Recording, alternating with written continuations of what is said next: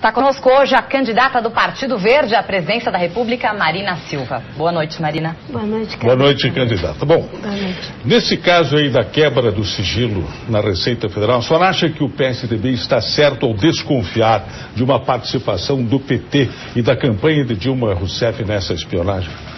Olha, eu acho que o certo é exigir investigação, rigor nas investigações, punição aos culpados e que o ministro da Fazenda dê uma explicação para a sociedade brasileira, porque mais de 100 pessoas tiveram seu sigilo fiscal violado e milhões de brasileiros, que somos todos nós, estão se sentindo vulneráveis. Acho que nós temos que afirmar o princípio da probidade, da impessoalidade, da constitucionalidade em qualquer momento. Mesmo durante uma eleição não se pode resvalar para o vale tudo de campanha. Bom, com o precedente aí do que houve com o caseiro Francenildo, a oposição e alguns analistas políticos afirmam que o governo pode usar as instituições públicas para pressionar os seus adversários, o governo do PT. A senhora acredita nisso? Olha, eu tenho feito um esforço muito grande, Carlos, para, nessa campanha, discutir aquilo que interessa, que são as propostas. E eu tenho dito, eu não vou fazer acusações a ninguém, a quem quer que seja, sem provas. E botei na minha plataforma de campanha que nós não iríamos fazer ataques pessoais, não iríamos utilizar dados ilícitos, porque eu acho que conseguir dados de forma ilegal só denuncia o caráter de quem usa isso. Então eu quero esperar pelas investigações que sejam rápidas, que sejam transparentes e rigorosas para que se possa punir os culpados. Porque, para além do problema eleitoral, tem uma sociedade que quer que as instituições funcionem. Você ter seu sigilo fiscal violado, quer por interesse político, quer por uma quadrilha que atua dentro da Fazenda, do Ministério da Fazenda, através da Receita, para achacar as pessoas, isso é muito grave. A carreira da Receita Federal é uma carreira de Estado e foi feita assim para proteger o cidadão e o próprio funcionário. Agora, o que nós vemos é uma situação de descontrole, o silêncio do ministro, que já é uma omissão e um desrespeito à sociedade. O senhor acha que o Serra está exagerando ao comparar esse caso da filha dele com o caso da filha do Lula explorado pelo Collor lá em 89? Olha, enfim, eu acho que essa politização, até porque o Serra se sente atingido, talvez seja inevitável para ele. Agora, eu não quero usar o que eu estou combatendo, não é, como arma para mim. Eu não vou me transformar naquilo que eu combato. Portanto, eu só vou me pronunciar com provas, porque é assim que eu acho que se faz uma política com P maiúsculo. Eu quero as investigações, quero explicações, a sociedade brasileira está se sentindo vulnerável, nós não podemos fazer um vale-tudo na política. Eu disse que queria não o embate, mas o debate, e eu vejo que estamos resvalando para o vale-tudo, que não é bom. Tem saúde para ser debatida, tem educação para ser debatida, segurança pública, que é um caos, e um país que precisa integrar os avanços, corrigir os erros, e esse descontrole é um grave erro, e apontar os novos desafios. A Karen tem uma pergunta para a senhora. Bom, agora a senhora se declara contrária ao aborto e ao mesmo tempo defende um plebiscito sobre o assunto. Por quê? A senhora tem receio do chamado patrulhamento das esquerdas?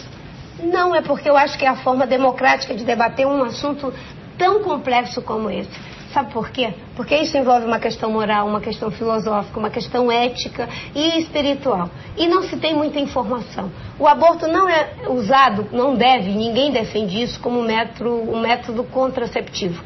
Mas há esse debate. Já existem as formas previstas em lei. Essa não está em discussão. As outras modalidades, no meu entendimento, falta debate, e a forma de promover isso seria através do plebiscito. Agora, por que a senhora é contrária ao casamento gay? Olha, você me dá a oportunidade de discutir essa questão. Toda a cabeça aberta. Mas é por ser uma cabeça aberta, Carlos, que eu tenho a coragem de falar com transparência aquilo que eu penso, aquilo que eu acredito. Desde o início que eu disse que eu tenho uma objeção de consciência em relação à questão do casamento gay, e disse que eu defendo os direitos civis dos homossexuais e os seus direitos civis, no meu entendimento, devem ser preservados. Não defendo e nunca pratiquei, graças a Deus, nenhuma forma de discriminação. Mas o casamento entendido como um sacramento religioso, eu tenho uma posição contrária. Mas, se as pessoas têm uma união estável, elas têm direito à herança, elas têm direito a um plano de saúde conjunto, tem o direito de, quando um dos parceiros se muda para um outro estado em função de um concurso público, de acompanhar esse parceiro. Então eu defendo os direitos civis, mas eu tenho uma objeção de consciência e digo isso claramente, sabe por quê? Porque eu vejo as outras pessoas discutindo de acordo com o público. Se é num público religioso, diz que é favorável, ou diz que é contra. Quando é num outro público, diz que é favorável. Então eu prefiro que as pessoas saibam o que eu penso, que eu as respeito, inclusive que elas possam fazer livremente suas escolhas. Mas defendo seus direitos civis, porque nós vivemos num Estado laico, e o Estado laico não é ateu. Ele defende o interesse de todos, para que todos possam viver com dignidade e com respeito a seus direitos. A senhora disse recentemente que não concorda em criminalizar os movimentos sociais. Então eu pergunto o seguinte: se o MST invade uma propriedade, depreda, saqueia, atenta contra a vida, isso já aconteceu, então se não é crime, é o quê? Mas é diferente, Carlos, de criminalizar o movimento pela reforma agrária como um todo, da prática de alguns indivíduos que extrapolam o Estado democrático de direito. A extrapolação das regras democráticas das instituições, isso não pode acontecer por nenhum dos lados, nem por aqueles que são favoráveis à reforma agrária e nem pelos que são contrários. Nós temos uma dívida agrária no Brasil, que foi a falta de democratização do acesso à terra para milhões de trabalhadores. Mas isso não nos dá o direito de usar qualquer forma de violência ou que extrapole o Estado democrático de direito. Mas também aqueles que são contrários têm a prática, inclusive, de ameaçar, de tirar a vida das pessoas. Eu mesmo vi tirar a vida do Chico Mendes, do Evaí Gino, do Ilso Ribeiro, do Calado, do Elias, de tantas pessoas que tinham uma luta pela reforma agrária e os que eram contrários eliminavam as vidas. Então, não devemos tolerar a extrapolação de nenhum lado. Mas não pode se criminalizar um movimento social que quer a justiça social e o acesso à terra.